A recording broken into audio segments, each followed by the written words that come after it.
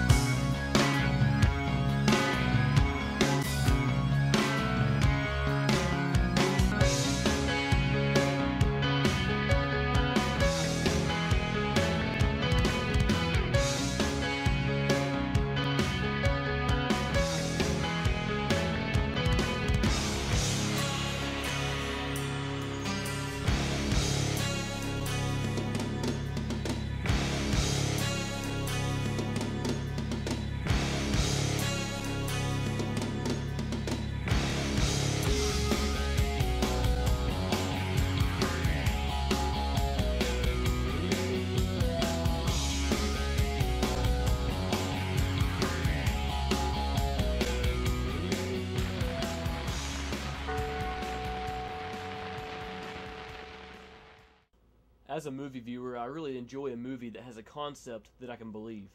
One thing that I really like about the concept for Latent is that at first the concept seems like it's something that's way out there that could never happen, but then you step back and realize not only is this something that could happen, it's something that has happened, and it's something that still is happening even today. And that's something we tried to emphasize from the very start of the movie. The idea of the movie kind of arose from two things really. One was a prank that Alan pulled on me before we were roommates, where he hid alarm clocks throughout the room and set them off in the middle of the night. Well, he videotaped my bed whenever he did that, and I got up and turned off the alarms, and the next day didn't remember doing any of it. Then one night I just ended up in his room. I walked in his room and just stood there for a while, and then went back outside and walked down the hall and I guess got back in bed. But I didn't have any memory of any of that happening. These things and some other things we talked about led us to think of the idea and the concepts. You know, what if you filmed yourself in your sleep, or somehow found out that every night you got up and left your room and didn't know where you went? Almost like you had some kind of nightlife. Developing the plot was pretty gradual. It really just dealt with adding one element after another, deciding to add a girl's role, deciding exactly what crimes would be committed at night. I think it's an overused type of twist right now in movies to try to fool the audience the whole way through the movie, and then at the very end show them that the main character was the bad guy all along. And that's something we eventually decided we wanted to avoid. The final product, what you actually see on the screen, is very close to the way we wrote it in the script, and we really wanted things to happen right like we envisioned it, and it really did turn out that way, and we're very proud of that. Whenever we first finished the script, we gave a copy to Lauren Morton, who's working on our documentary, and one thing she mentioned was she thought it'd be kind of neat if we didn't show the main character's face. I was pretty skeptical of it at first. I thought it was kind of weird, but the more I thought about this concept of not being able to see Nicholas's face, the more I decided it really does fit with the concept of the word latent. When talking about the word latent, you can consider a latent fingerprint, for example. A latent print is one that's not really visible to the eye, but it can be made visible. It's kind of the same concept with seeing the main character's face. We used reflection just all the way throughout the movie, from the very beginning, where you see the sign of the bank in the water puddle on the pavement. You see mirrors in just about every scene.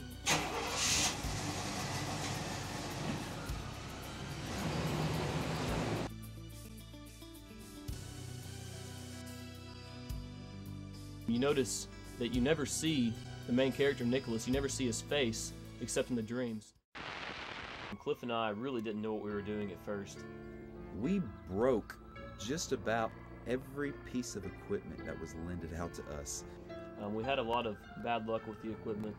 There was one night in particular that we filmed for hours and hours in Mountain Home, Arkansas, at the mechanic shop at night, and we were filming the dream scene when the villain burns down the shop. It was about 4 o'clock in the morning, and we realized that, hey, the camera has not been recording this entire time. I probably could too if I wanted to. It wasn't that we weren't taking care of it, but we just used it so much and hauled it around to so many different places that it eventually just started falling apart on us a little bit. Luckily, though, we were able to repair most of it. Cliff and I easily spent over 100 hours behind the camera. We spent a lot of time trying to figure out what angles we wanted to use for each shot. We drew storyboards for a lot of the scenes. We put a lot of planning behind each and every shot because we wanted this film to be visually pleasing. A lot of the shots were planned before we got on location. Sometimes we had just an exact picture in our mind of what we wanted, and all we had to do was just go set it up.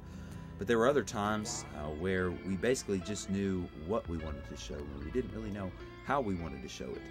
We wrote a lot of shots on storyboards that were really beyond our capability of pulling off. We tried this pull-away shot from the villain climbing up the wall back to Ben hiding behind a garbage dumpster, but the shot just ended up being so shaky that we ended up throwing it out.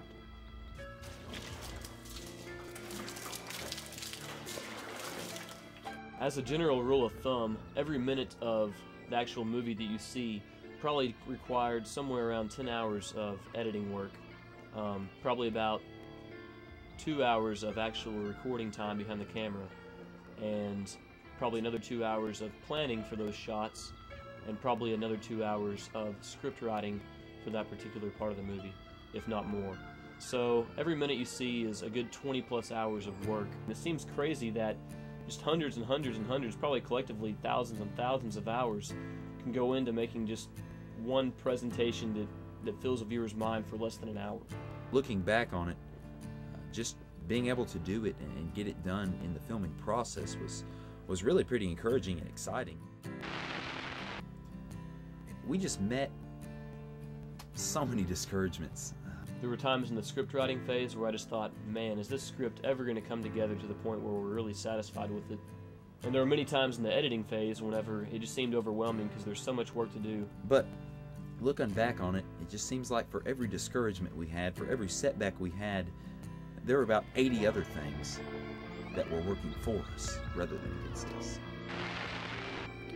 When Cliff and I started looking for actors, we really didn't realize how much time we were asking for. So this is going to be a much bigger project. It's going to take a lot more time. There's going to be so many people involved in everything. And I just thought, yeah, he's kind of exaggerating. It'll, maybe be a few more days extra work. And I had no idea, first, the amount of time that Cliff and Alan were going to put into it. So I wasn't really prepared for that. It's been a challenge to work that into my schedule. We'll see whether it's worth it. Ben was in Alan's movie last year, The Unfolding, that he made for the Sci Movie Festival for 2004. When Cliff and Alan asked me about being in their next project, I said, sure, sounds like fun. And we originally didn't want him to be in this one, mainly just because we didn't want this campus to look at this movie as a sequel to the last. But as the movie went on and as we did things, we just realized how lucky we were to have Ben as our actor.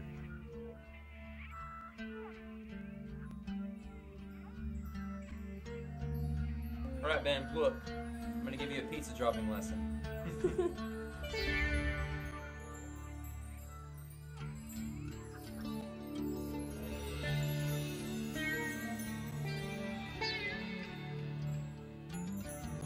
Pull it out from under the hood. The first big change was cutting my hair.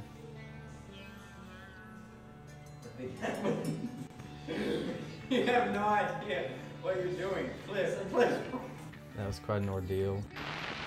Actually getting into the character during the scenes is really hard for me to do because I'm not much like the character in the movie.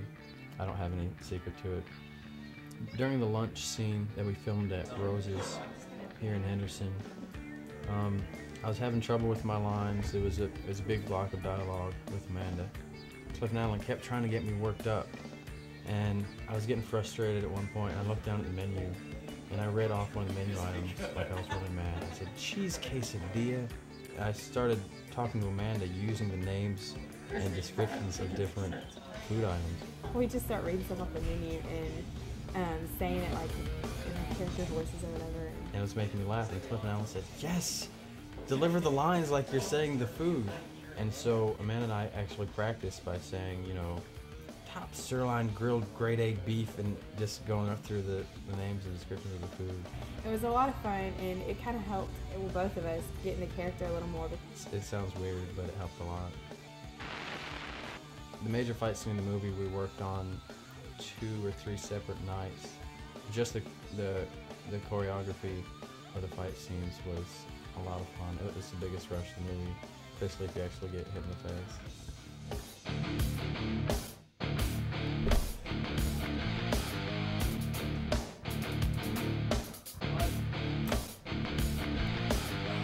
Besides getting jacked in the face, I had to eat fried egg. I don't like fried eggs, so that was kind of a challenge. Had to eat it twice, actually. We filmed that twice. The scene at the bank, driving home that night, there's a sign outside that said the temperature was 30 degrees. I think it was more like 15, 16 degrees max. And I was shoeless, so the pavement was pretty freezing. I tried to make use of as much downtime as possible. I brought books, brought my journal with me, that kind of thing. But one thing you don't have to have any preparation or age for is sleeping. And I've probably slept in about a dozen places during the filming of the movie just to get in as much rest as possible so I'd be really into the next scene. I don't like working with guns. Cliff and Alan got kind of irritated with me when I wouldn't actually point the gun at Paul. I was pointing it right above his head and to the right, something like that. I didn't realize how different talking to someone on camera is from just talking to someone in real life. Especially this one scene where there's supposed to be an awkward smile and giggling. Can you hear the giggling? Yes. And I found out that it's really hard to fake awkwardness. It was challenging. Amanda was chosen mainly just because we had some confidence in her ability to act, and we thought she would be easy to work with, and that she would look good in front of a camera. When Alan and Cliff asked me to do the movie with them, I was really excited because I'd heard how talented and creative they were just for people seeing last year's movie and stuff. And they were friends, and so I was really excited, and I didn't really know what I was agreeing to do or what was going on. I was just like, yeah, I'll do it.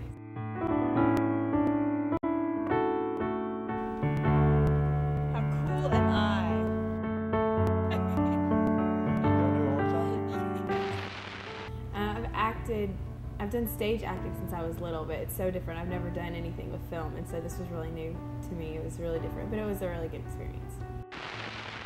My least favorite scene was whenever I'm leaving Nicholas's house and I have to dramatically turn and say, be careful, because it felt really awkward. Me and Ben are like goofing off and stuff, and then we have to get real serious.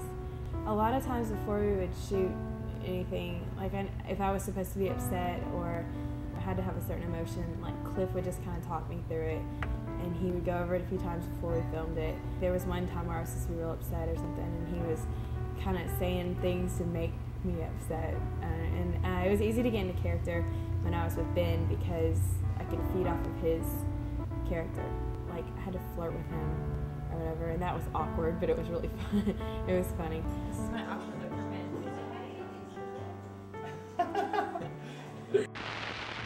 The car scene was my favorite, just because I got to drive around, and it was a really cool car. It was fun to drive. You know, driving up and down the street, it was just really relaxed, and it wasn't a hard scene to film. We're about to pull out his driveway and drive all the way to Mexico just because we want this car. I liked the scene where we're walking at a TV station. Like I put my hand on his back, and he turns around and grabs my arm because it startles him. And we had to do that so many times. And I had like, I don't even think you knew this, but I had like a bruise on my arm because he kept grabbing my arm, and we had to do it so many times. And he kept feeling real bad. He said, I'm sorry. And I was like, just hurt me, it's okay. So I like that scene just because because Ben has to get real upset, and we kind of got to yell at each other a little bit. It was fun.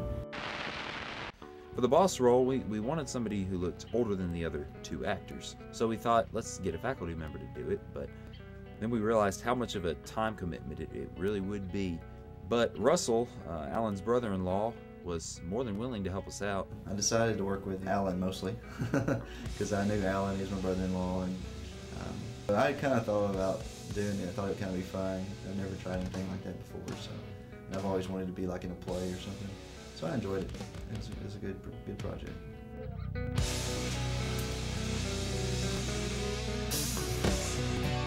take's going to be the bomb.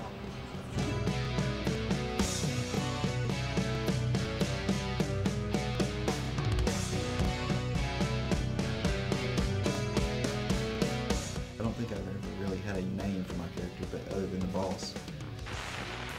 The way I got into character mostly was I don't have any problem with ambition.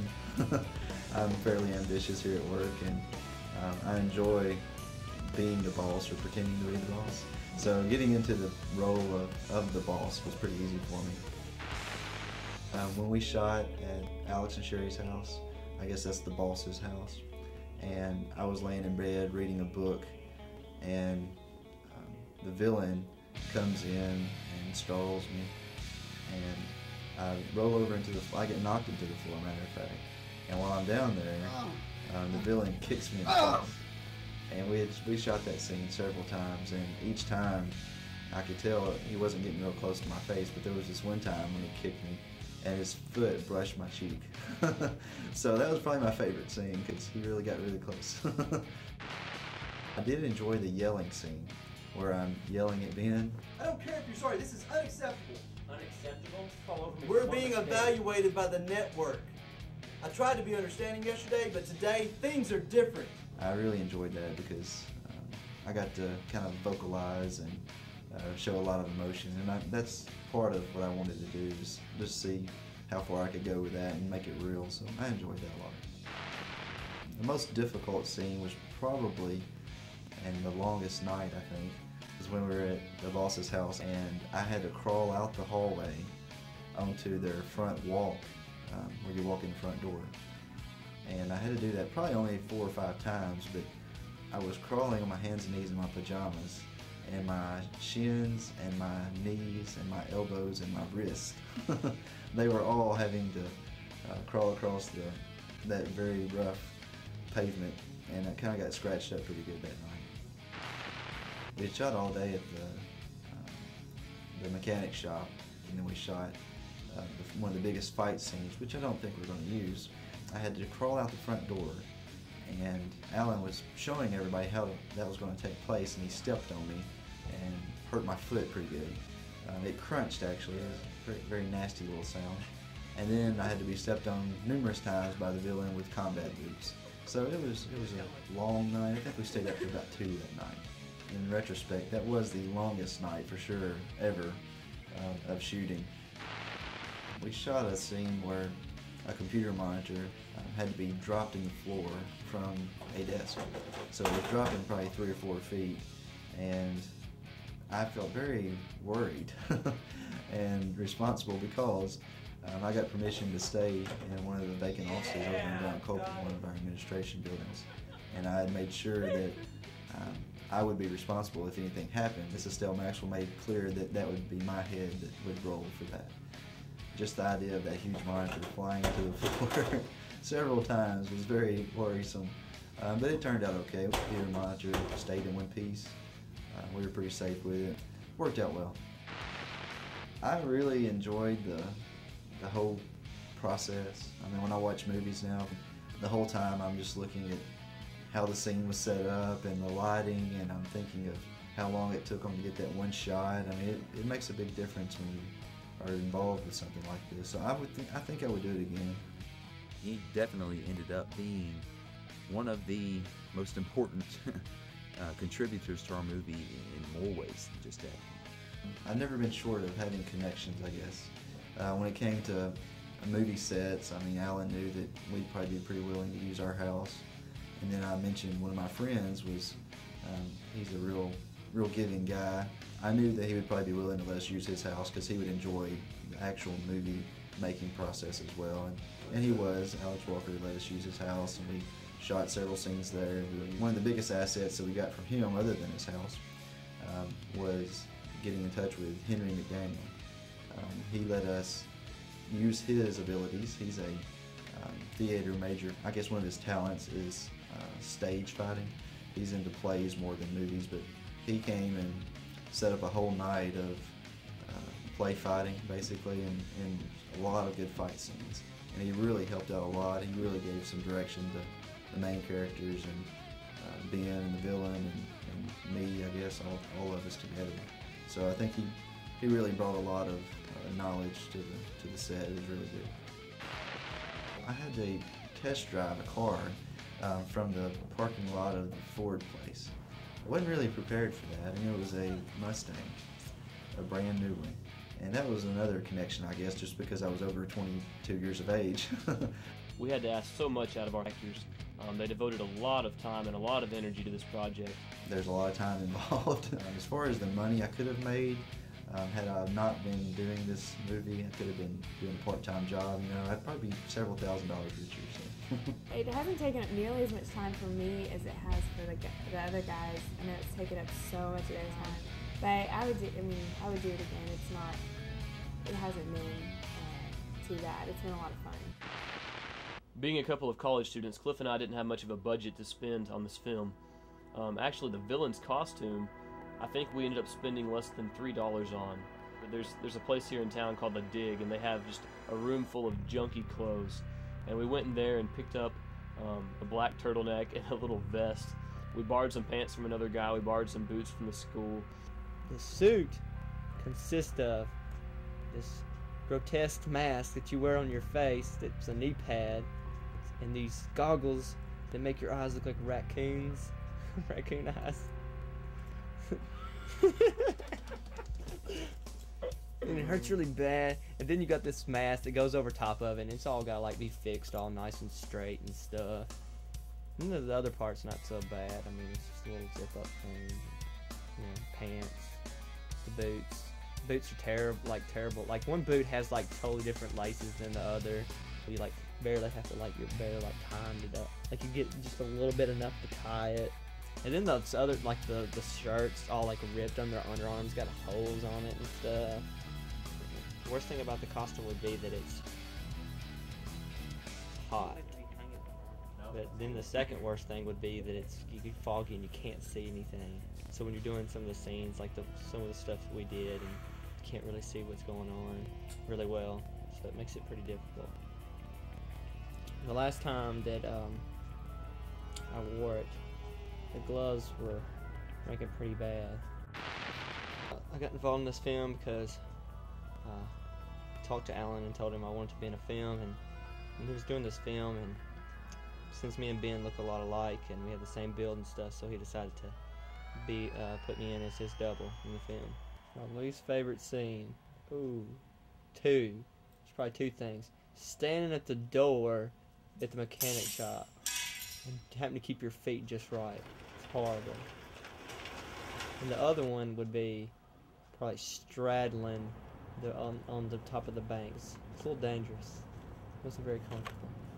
Good. I mean, now I don't, like, my perspective on film is a little different. Like, before I was like, man, I'm not so, like, eager as was before to do a film. I learned that it's not as easy as I thought. It's very tedious. It's one thing I learned, and you have to do stuff over, and it takes forever, and you're just waiting and waiting and waiting and waiting and waiting. A lot of the actors, I guess, in Hollywood, like it's really hard to be under some of the suits and stuff that they have to be, the makeup and stuff they have to wear, and being uncomfortable and being hot and stuff. I would consider doing this again if somebody would pay me money, they had a higher budget, and hopefully the costume in the other film would be more comfortable. I think when I see it, I'll really be like, man, I was glad that I was in this film, when the end result's there and I get to see myself on film and everything. Though it wasn't necessarily fun, always fun to do the film. Yeah, like I'll be able to appreciate it more once I see it on film, because it's not easy. I mean, as I said earlier, it's not as easy as you think it is. Very good. Next shot. Good job, Paul. I like it. Very good, Paul. Paul, you win an Academy Award for that one. Man, have you done this before? Probably my favorite scenes to shoot personally were the shots that we took in Mountain Home, Arkansas, which is my hometown. We recorded a lot at my dad's mechanic shop in Mountain Home, and those scenes were just a lot of fun for me because I grew up hanging out of that mechanic shop and always watching my dad work there. And My favorite scene to shoot was probably some of the dialogue, believe it or not. I just really enjoyed trying to get Ben and Amanda to say things the way we wanted them to say, and to stick to the lines that we had written and make it sound natural and believable. This is something I thought about with Ben, but I never thought about Do your lines like that. I'm sorry, I'm really listening to what you say too. But I mean, the way you're explaining this, you've got to explain the bank like that.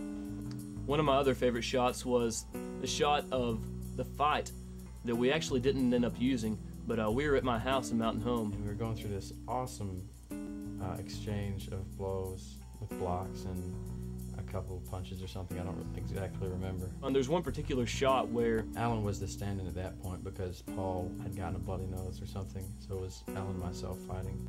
we kept on going faster and faster and faster. We just wanted to get it perfect. We wanted to get it as fast as possible and as clean as possible. And eventually we got to a point where we had this fantastic take, and I said, oh, that was awesome, that was really good. And Alan said, okay, one more. And we did it one more time, just a little bit faster. We were going just about full speed. I just kind of slipped, and Ben didn't really react just right or something, and he just whaled me right in the face. And he fell down with and ended up having a bloody nose as a result of that too. I fell down. I spun around. I didn't have to fake the reaction to that one. I fell flat on the ground. My nose started bleeding. It was a lot of fun. I think we had 3 bloody noses that night, actually. I feel like overall Cliff and I worked pretty well together. I knew from the start it was going to be somewhat of a struggle just because we were both very adamant about the way we wanted certain scenes to turn out. We both had our own ideas about how certain things should be. It probably made the amount of time to make the movie increase, but I also think that it made it about 100 times better. I thought it sounded good. Yeah, I mean, getting into it was good. Your line about jumping up and flying around the room is exceptional. I think all the other ones. So it seemed like even though we did argue some, a lot of times we came to a solution or maybe some kind of compromise that was maybe even better than the way either one of us individually wanted the scene to be. Those arguments were really worthwhile and helped the movie overall.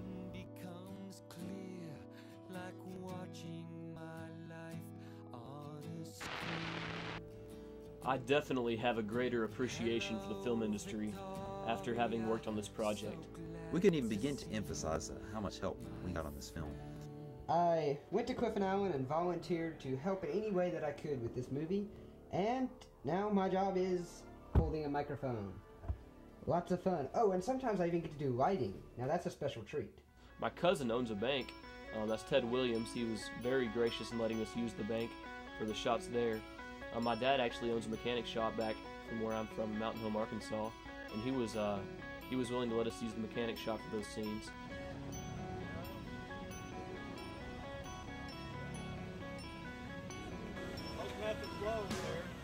Where are you going to put it at? What if you put it like in a glass jar? Well, I've got a bucket in here. Okay, good. That'll be good. All right, we're going in 3.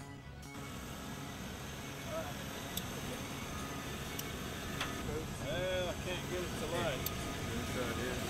There you go. Okay, Set the hood.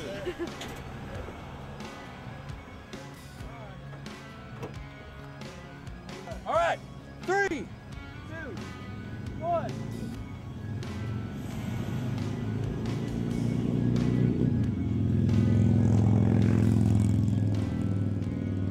So there was just a lot of people that really helped us out, and a lot of things just fell into place on getting the scenes we needed for all the shots. There's just no way we can say thank you. The plans that we have for Latent have really been growing ever since we first started the project. At first we were making this as an entry for the Sci Movie Festival that's held here on the campus, and since then we've slowly realized that this has a lot more potential. And part of that has come just from the fact that the amount of work that we've planned to put into this keeps on growing and growing and growing. And as we put more work into it, we realized that we really want to push this thing farther and enter it in some bigger festivals. We're hoping to go all the way to Sundance and just see what happens.